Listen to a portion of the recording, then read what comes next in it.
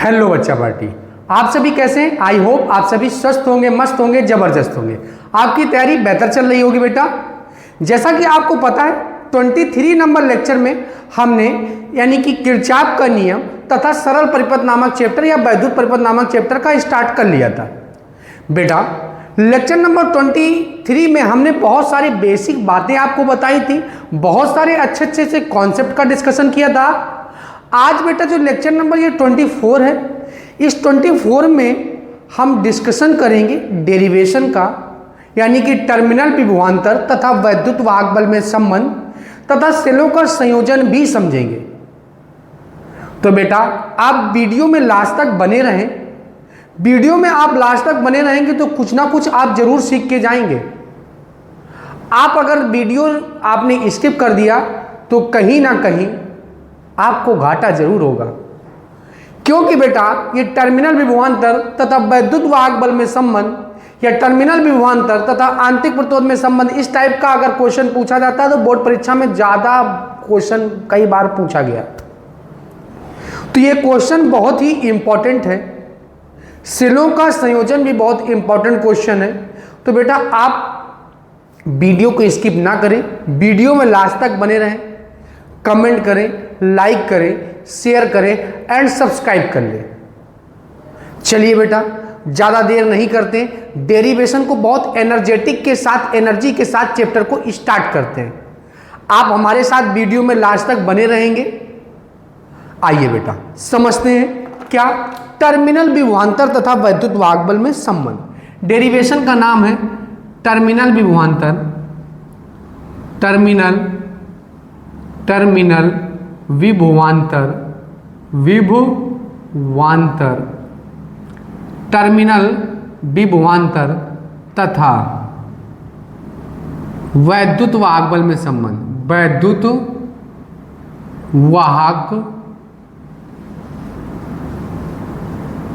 वाहक बल में संबंध, वैद्युत वाहक बल में संबंध, वैद्युत वाहक बल में संबंध,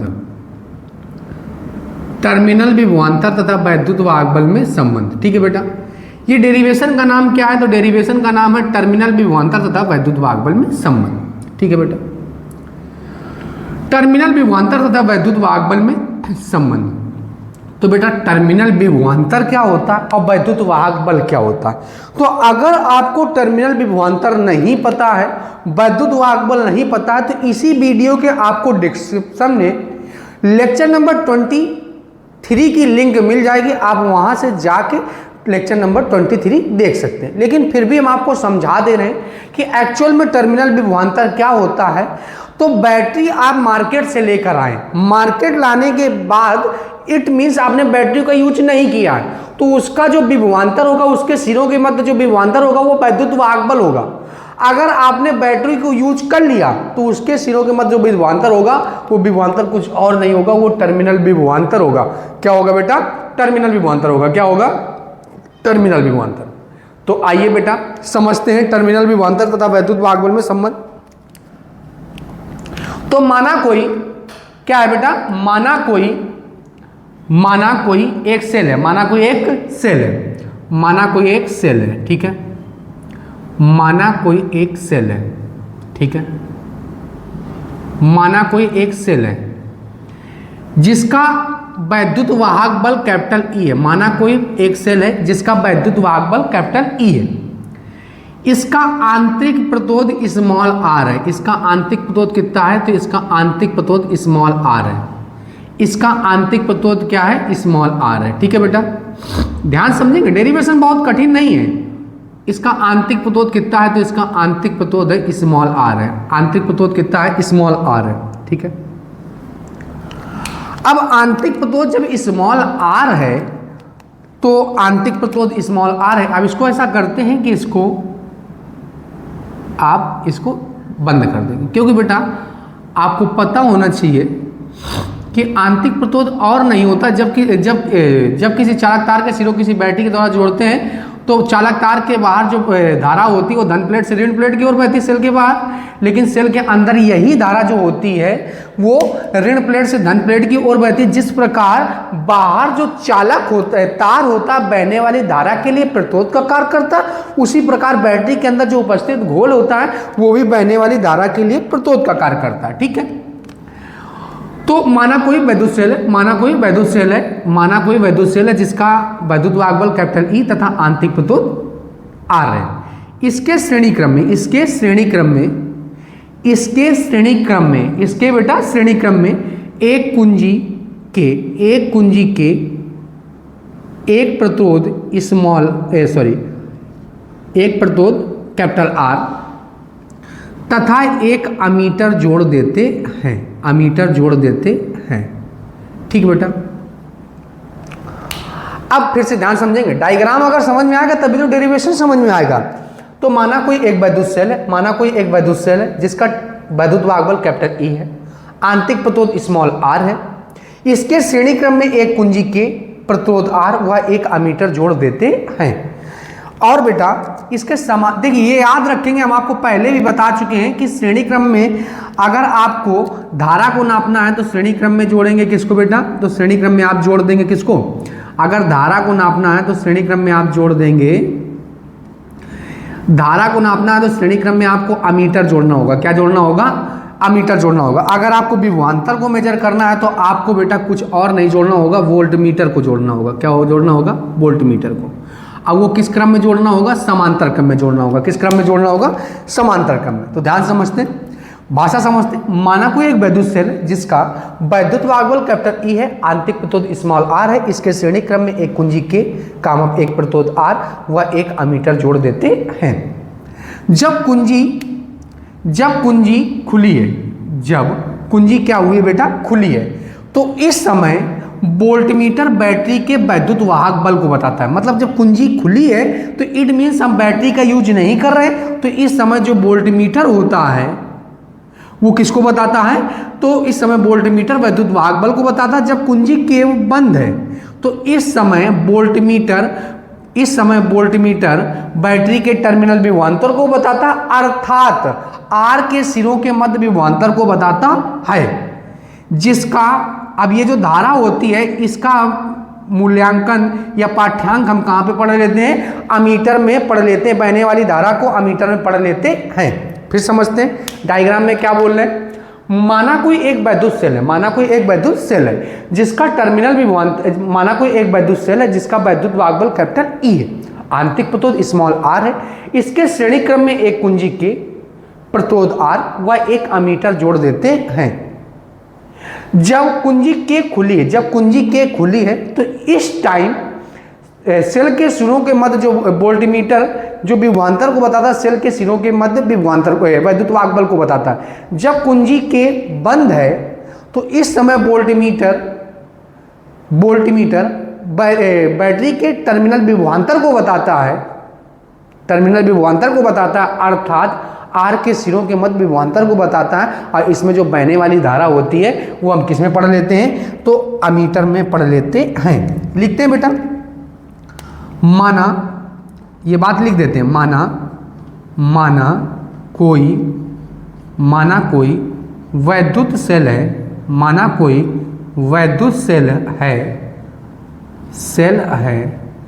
माना कोई वैद्युत सेल है जिसका माना कोई वैद्युत सेल है जिसका वैद्युत वाहक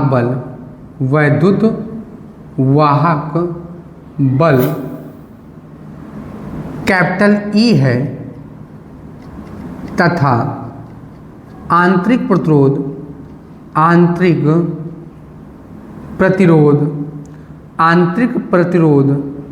स्मॉल आर है।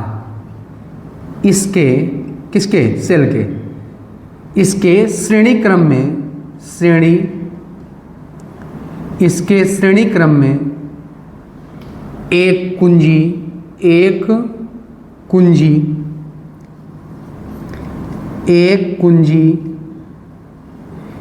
के प्रतिरोध कैपिटल आर व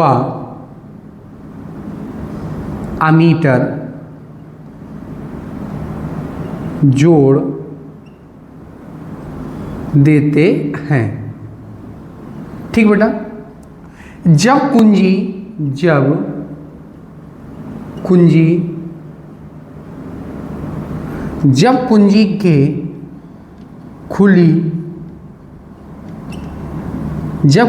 के खुली हुई है तो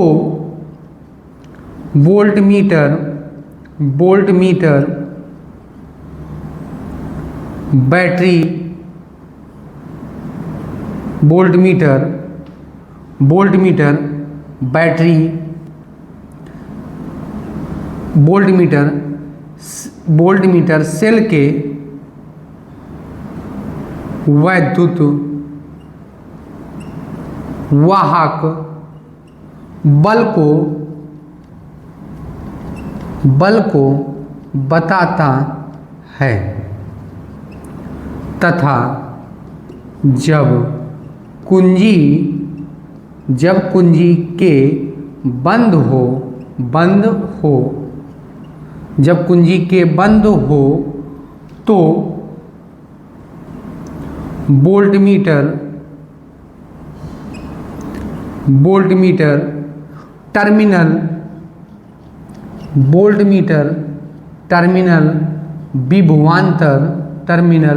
विभवांतर को बताता है, अर्थात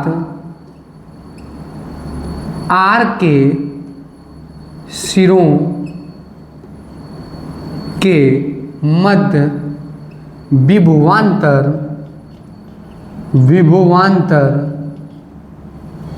को बताता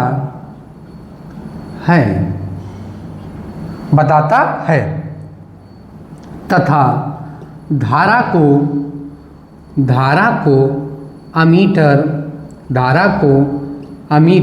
में पढ़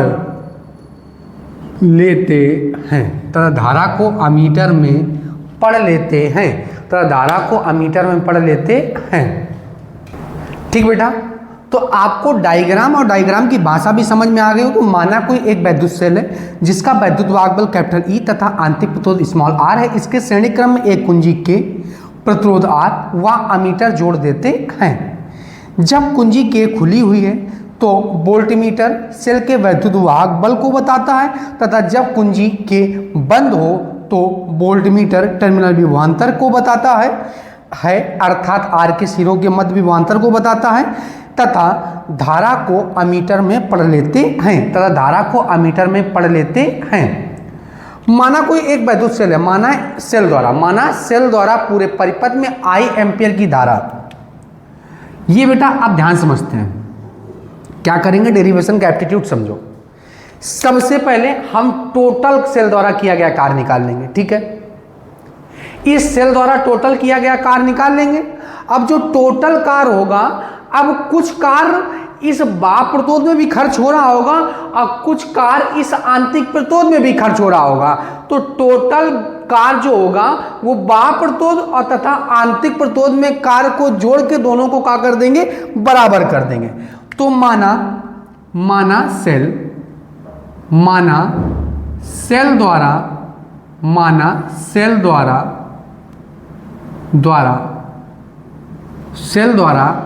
I एम्पियर की धारा T सेकेंड में प्रवाहित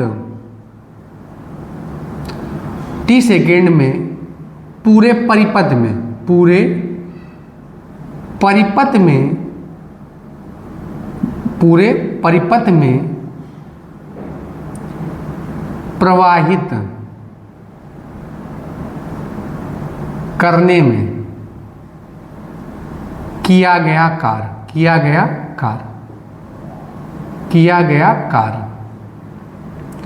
पूरे परिपथ में प्रवाहित करने में किया गया कार्य।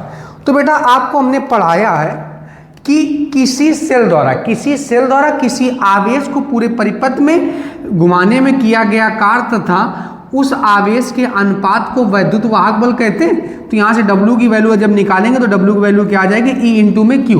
तो यहाँ पे W क्या आ जाएगा, टोटल W की बात कर रहे हैं तो टोटल बराबर में क्या आ जाएगा, E इंटू में Q आ जाएगा। E इंटू में क्या आ जाएगा बेटा, Q आ जाएगा। अब चूंकि हम लोग जानते हैं Q बराबर में क्या होता है, तो Q बराबर में होता है IT होता है। तो Q की जगह रख देंगे बेटा IT, तो I यानी क्या आ जाएगा, EIT आ जाएगा। क्या आ जाएगा बेटा, EIT आ जाएगा। ठीक है, इसको बना लेते हैं समीकरण 1, इसको बना लेते हैं समीकरण 1। ठीक है, माना अब सेल के बाहर एक बार पर तो दे ना, माना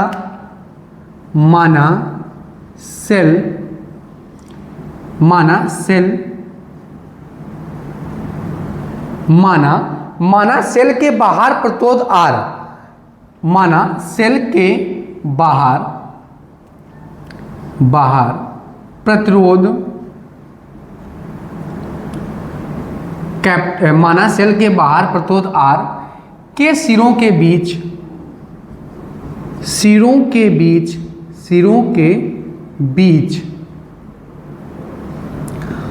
विभवांतर V हो तो सेल द्वारा किया गया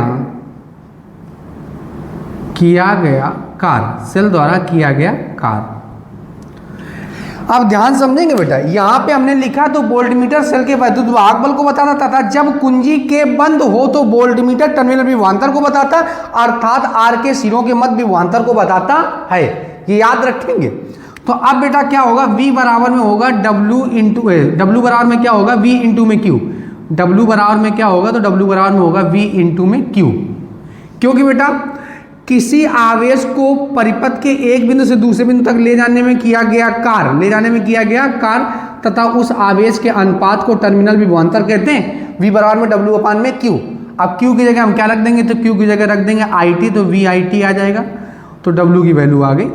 ये W क्या है, तो ये W बा है। क्या है, W बा, ये बात लिखेंगे।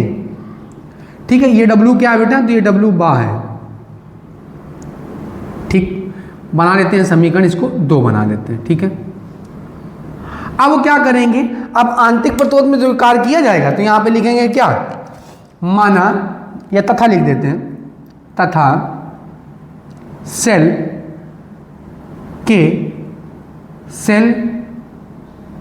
माना सेल का आंतरिक प्रतिरोध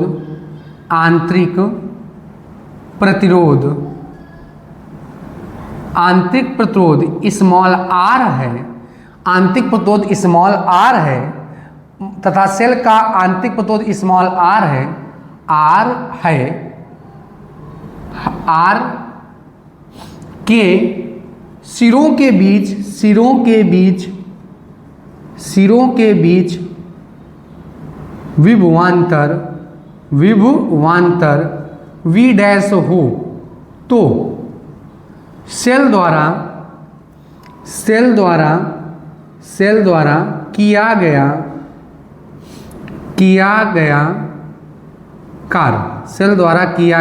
कार्य। ठीक है, तो वही बेटा ये फार्मूला लगेगा। तो यहां पे W आंतरिक लिखेंगे। क्या लिखेंगे, W आंतरिक बराबर में क्या होगा, V डैश इंटू में Q। V डैश इंटू में क्या होगा बेटा, Q होगा। और Q की जगह क्या रखेंगे, IT रखेंगे। Q की जगह क्या रखेंगे, IT रखेंगे। इसकी जगह IT रखेंगे और V डैश की जगह क्या रखेंगे, ओम के नियम में जाएंगे तो V बराबर V बटे में I इक्वल टू में R होता है। तो R बराबर यहाँ से अगर हम V के मान निकालें तो I इंटू में R आ जाएगा। तो V डैश कुछ और नहीं होगा, तो V डैश कुछ और नहीं है, ये स्मॉल r यानी कि आंतरिक प्रतिरोध के सिरों के मध्य विभवांतर है। तो यहाँ पे क्या हो जाएगा, I इंटू में क्या IT, तो क्या हो गया अपने पास I स्क्वायर RT हो गया।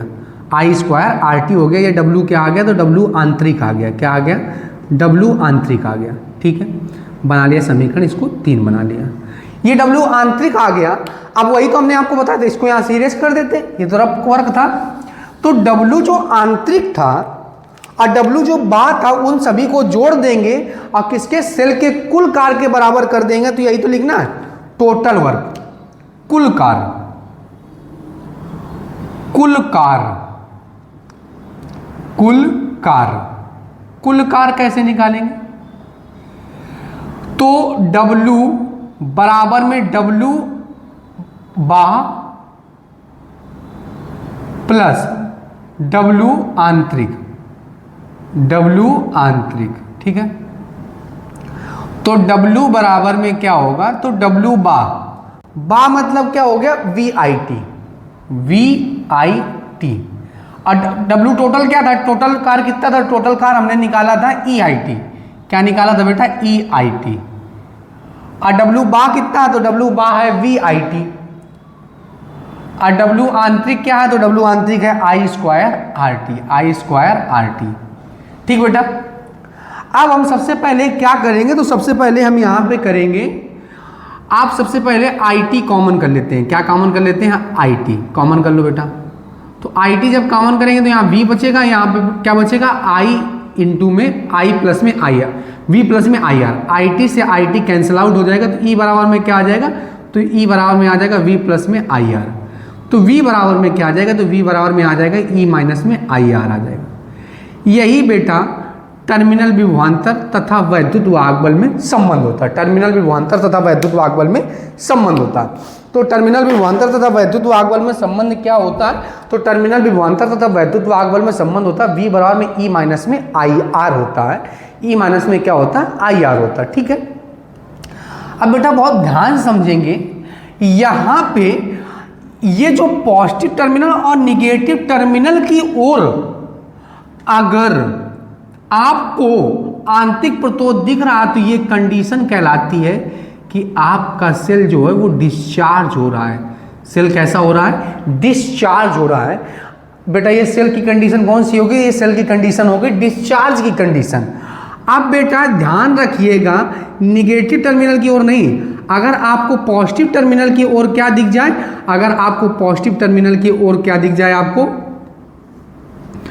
आंतरिक प्रतिरोध दिख जाए, तो ये याद रखेंगे ये सेल की कंडीशन चार्ज की कंडीशन होती है, यानी कि चार्जिंग की कंडीशन होती है। किसकी कंडीशन होती है, चार्जिंग की। इसका फार्मूला अलग होता है। इस यहाँ पे इस डायग्राम में, इस डेरिवेशन में सेल क्या हो रहा था, तो सेल अपना जो हो रहा था वो सेल डिस्चार्ज हो रहा था। सेल कैसा हो रहा था, तो सेल डिस्चार्ज हो रहा था। यहाँ पे सेल में क्या हो रही है, तो सेल में चार्जिंग हो रही है। क्या हो रही है, चार्जिंग हो रही है, ठीक है।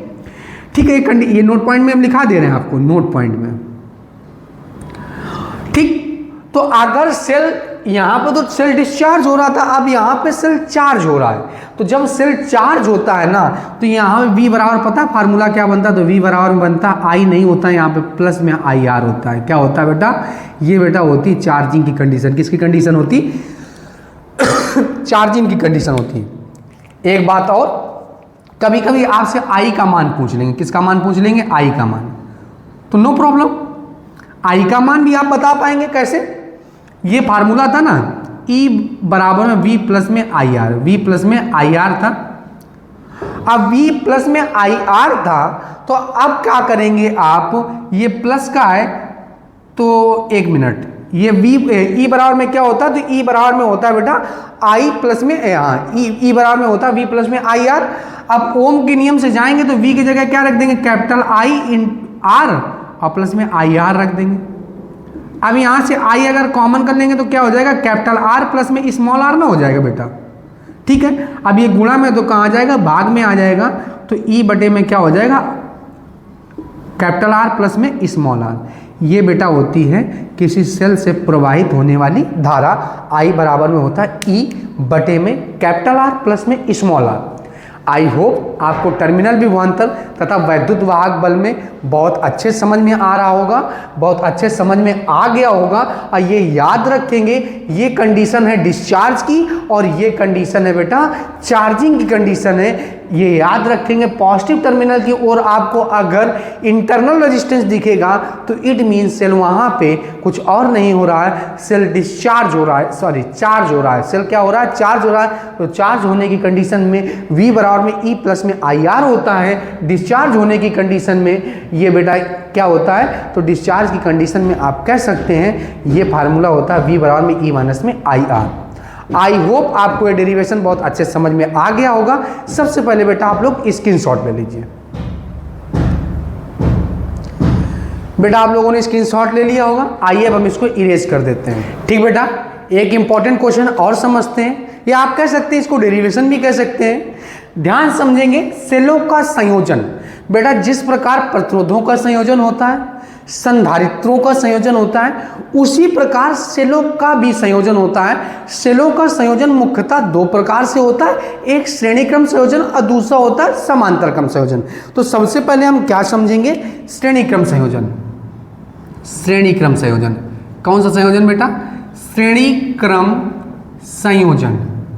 श्रेणी क्रम संयोजन करते हैं, ठीक है, श्रेणी क्रम संयोजन करते हैं, ठीक है। देखते हैं श्रेणी क्रम संयोजन क्या होता है। तो श्रेणी क्रम संयोजन करने के लिए आपको बेटा सबसे पहले डायग्राम बनाना होगा, ठीक है।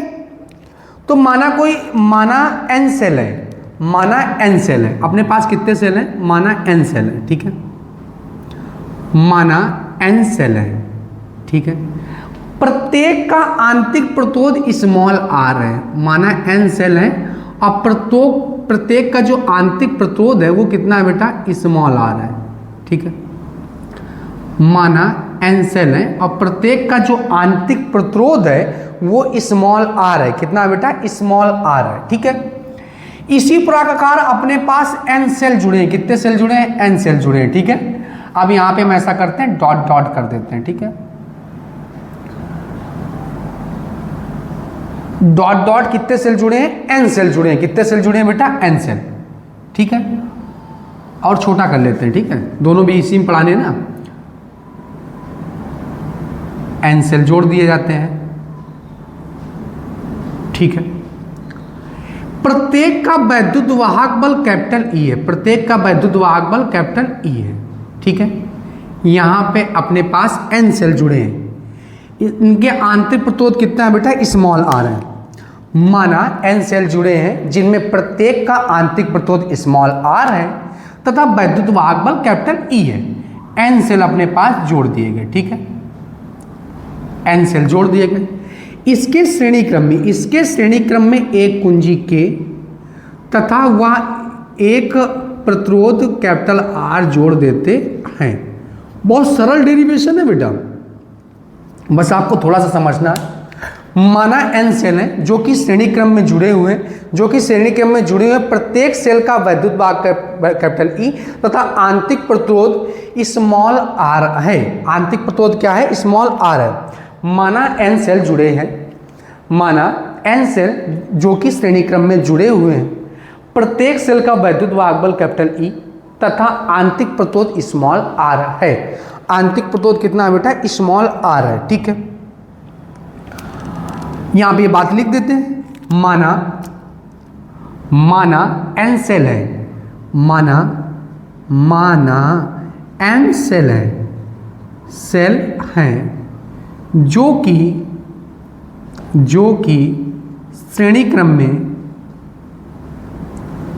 श्रेणी क्रम में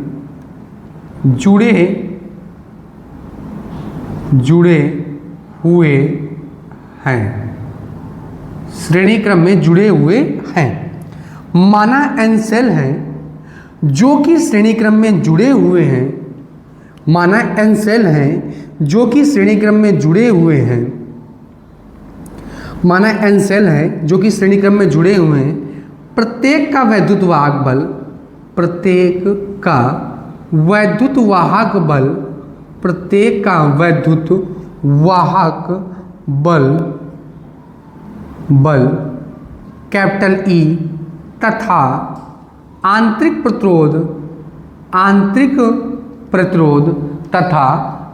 प्रतिरोध स्मॉल r है, आंतरिक प्रतिरोध स्मॉल r है, ठीक है। माना n सेल है जो कि श्रेणी क्रम में जुड़े हुए हैं, प्रत्येक सेल का वैद्युत वाहक बल कैपिटल E तथा आंतरिक प्रतिरोध स्मॉल r है, आंतरिक प्रतिरोध स्मॉल r है, ठीक है, r है। आंतरिक प्रतिरोध स्मॉल आर है, माना एन सेल हैं जो कि श्रेणी क्रम में जुड़े हुए, प्रत्येक सेल का वैद्युत वाहक बल कैपिटल ई तथा आंतरिक प्रतिरोध स्मॉल आर है। इसके श्रेणी क्रम में या इनके श्रेणी क्रम में इनके श्रेणी क्रम में एक कुंजी के इसका नाम क्या है के, एक कुंजी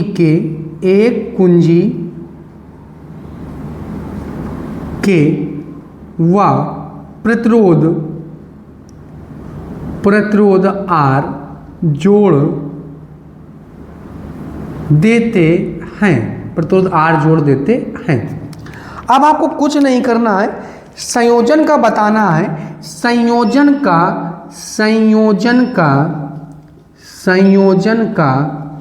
कुल आंतरिक प्रतिरोध बताना है आपको। क्या बताना है? संयोजन का कुल आंतरिक प्रतिरोध क्या है ये आपको बताना है। तो संयोजन का कुल आंतरिक प्रतिरोध क्या होगा बेटा, ध्यान समझेंगे। अपने पास सेल कितने हैं? एन, प्रत्येक का जो आंतरिक प्रतिरोध है स्मॉल आर है, तो टोटल जो होगा वो एन आर हो जाएगा। क्या हो जाएगा? एन का मल्टीप्लाई करा देंगे, ठीक है। अब संयोजन का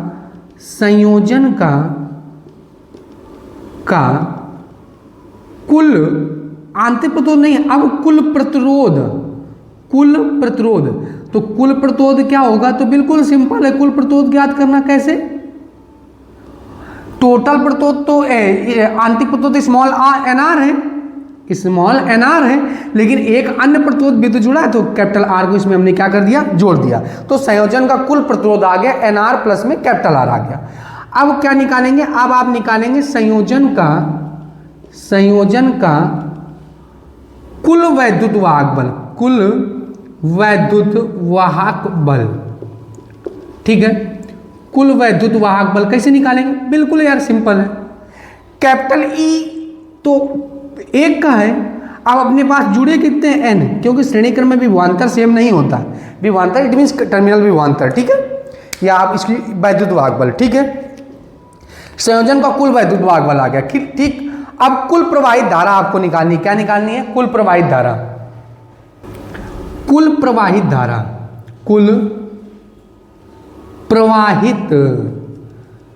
निकालना है आपको।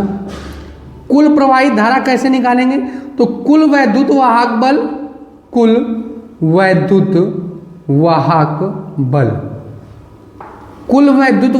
अब बटे में क्या हो जाएगा? तो बटे में हो जाएगा अपने पास कुल प्रतिरोध हो जाएगा, कुल प्रतिरोध हो जाएगा। तो कुल वैद्युत वाहक बल अपने पास कितना है? तो कुल वैद्युत वाहक बल है स्मॉल एन ई है, और कुल प्रतिरोध कितना है? तो कुल प्रतिरोध है एन आर, अब प्लस में क्या है? कैपिटल आर है बेटा।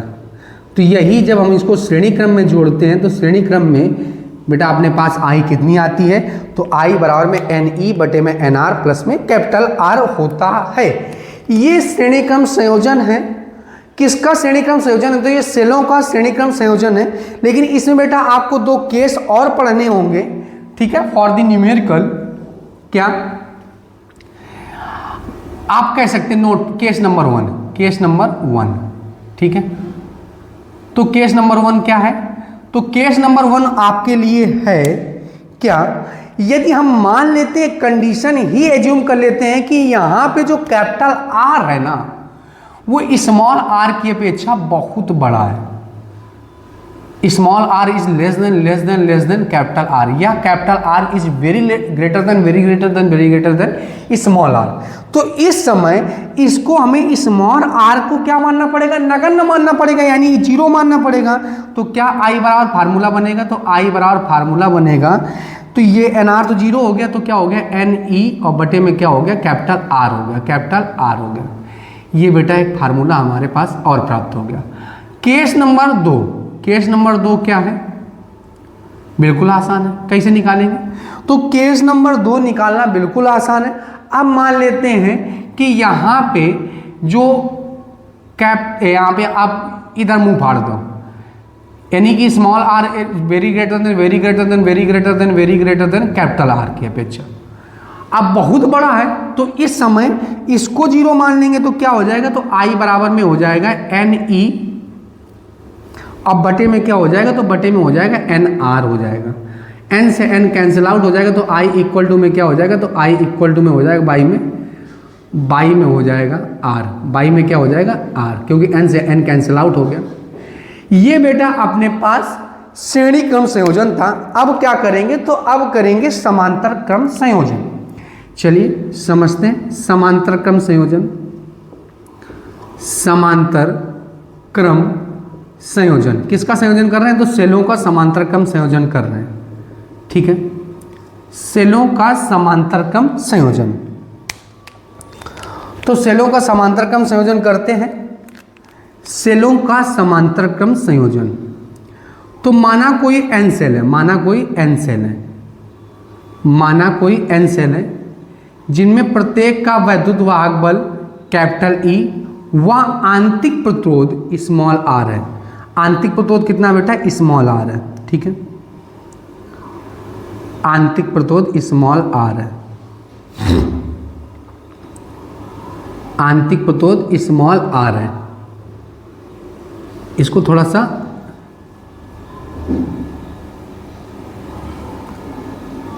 ऐसे मिला देते हैं। अब इसको एक बीच में और प्रतिरोध यानी कि सेल लगा देते हैं और इसका आंतरिक प्रतिरोध क्या कर देते हैं, स्मॉल r कर देते हैं। एक मिनट तो थोड़ी सी लाइन टेढ़ी भी हो गई।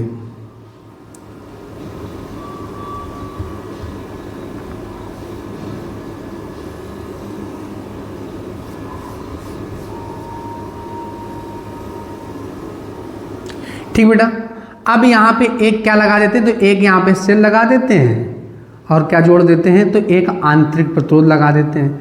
अपने पास ऐसे n सेल हैं, कितने सेल हैं, n सेल है, ठीक है। प्रत्येक का वैद्युत वाहक बल कैपिटल E है, प्रत्येक का वैद्युत वाहक बल कितना है, तो प्रत्येक का वैद्युत वाहक बल कैपिटल E है। यहाँ पे n सेल जोड़ देते हैं बेटा, ठीक है।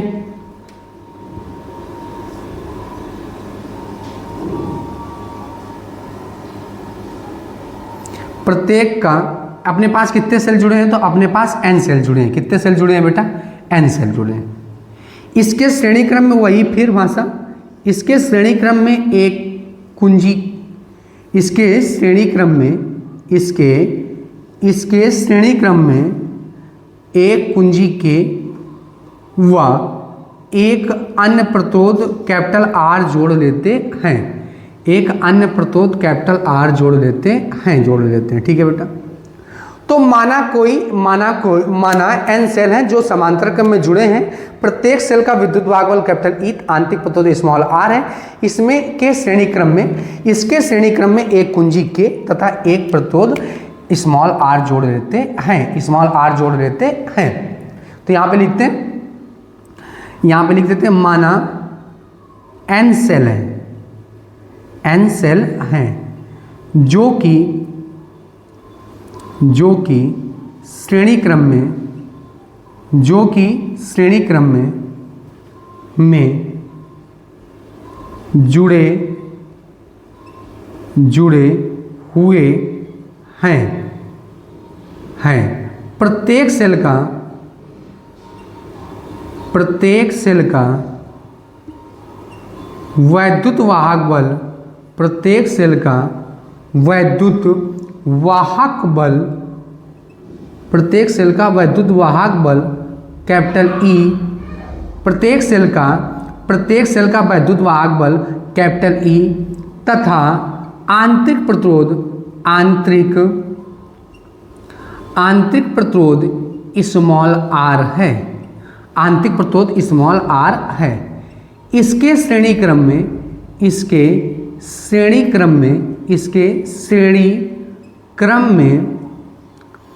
एक कुंजी के व एक प्रतिरोध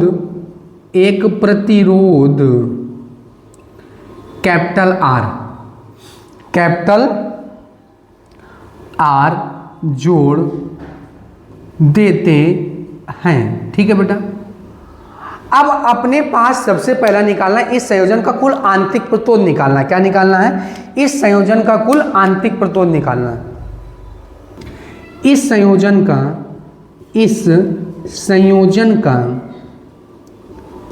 का कुल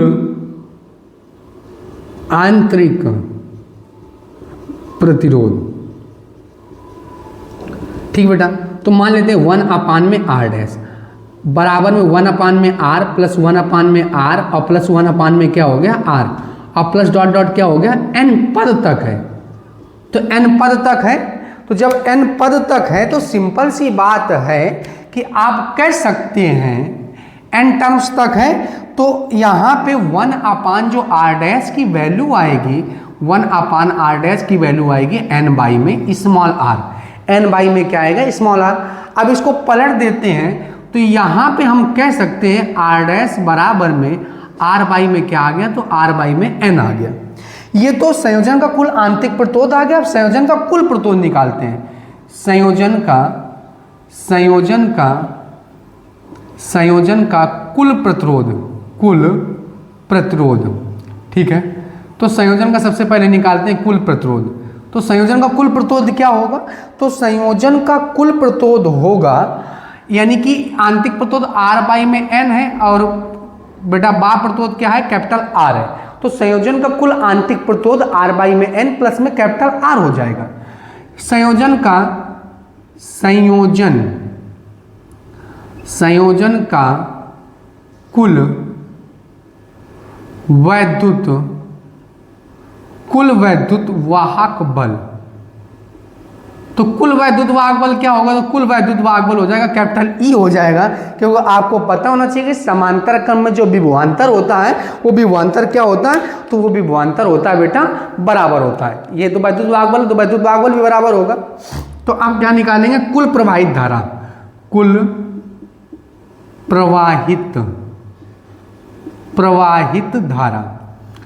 प्रवाहित धारा निकालेंगे। तो कैसे निकालेंगे? कुल वैद्युत वाहक बल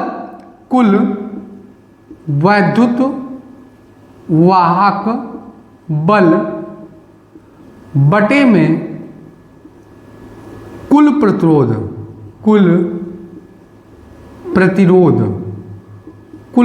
बेटा। ठीक है, कुल वैद्युत वाहक बल बटे में कुल प्रतिरोध।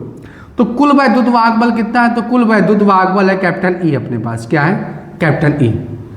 अब बटे में कुल प्रतिरोध हो गया कितना? तो कुल प्रतिरोध हो गया r बाई में n और प्लस में क्या हो गया r। लासा ले लेंगे तो क्या हो जाएगा, E बटे में हो जाएगा r प्लस में n r हो जाएगा और बटे में क्या हो जाएगा n हो जाएगा। n पलट के ऊपर चला गया तो n e और बटे में r और प्लस में n r। ये किसकी वैल्यू आ गई? ये i की वैल्यू आ गई। किसकी वैल्यू आ गई बेटा? i की वैल्यू आ गई। ठीक है, अब इसमें भी दो केस होंगे, जैसे कि इसमें तो बेटा समांतर क्रम में आप कह सकते हैं कि इसका जो सेलों का संयोजन है I बराबर में आया n e बटे में r प्लस में n r आ गया। ठीक है, अब केस नंबर 1 करते हैं। क्या करते हैं बेटा? केस नंबर सबसे पहले 1 करते हैं। ठीक है, तो केस नंबर 1 क्या है? तो जैसे अभी हमने देखा है यहाँ पे केस नंबर 1 में कि यहाँ पे r बहुत छोटा था। किसकी अपेक्षा छोटा था? तो ये r बहुत छोटा था कैपिटल R की अपेक्षा। ठीक है, तो ये r तो नगण्य हो जाएगा, तो I बराबर में क्या हो जाएगा n e बटे में n r हो जाएगा। n से n कैंसिल आउट हो जाएगा, तो E बराबर में क्या आ जाएगा, E बटे में कैपिटल R आ जाएगा। ठीक है बेटा, अब केस नंबर जो 2 है, केस नंबर 2 जो है, अब इस बार स्मॉल r बड़ा हो जाएगा, स्मॉल r बड़ा हो जाएगा। ठीक है, अब स्मॉल r जब बड़ा होगा किसकी अपेक्षा? कैपिटल R की अपेक्षा, तो I इक्वल टू में क्या आ जाएगा? तो I इक्वल टू में आ जाएगा, देखो बेटा फार्मूला, तो यहाँ पे आ जाएगा n e और ये कैपिटल स्मॉल r वाला 0 होगा। 1 मिनट, अभी छोटा था, अब ये n 0 हो जाएगा। ठीक है, ये n कैपिटल बड़का वाला 0 हो जाएगा कैपिटल R। जब बड़का वाला 0 हो जाएगा तो क्या हो जाएगा, I बराबर में n e बटे में स्मॉल r हो जाएगा। आई होप आपको सेलों का संयोजन बहुत अच्छे समझ में आया होगा। सबसे पहले बेटा आप लोग स्क्रीनशॉट ले लीजिए। बेटा आप लोगों ने स्क्रीनशॉट ले लिया होगा। उम्मीद करते हैं ये लेक्चर नंबर 24 आपको बहुत अच्छे से समझ में आया होगा। बेटा आप केवल आपके सिलेबस में इलेक्ट्रिसिटी में केवल 2 ही कॉन्सेप्ट या 2 ही टॉपिक बचे हुए हैं, एक किरचॉफ का नियम तथा एक व्हीटस्टोन सेतु। उम्मीद करते हैं लेक्चर नंबर 24 आपको बहुत अच्छे समझ में आया होगा। आप हमारे चैनल को लाइक, शेयर एंड सब्सक्राइब करें। जय हिंद।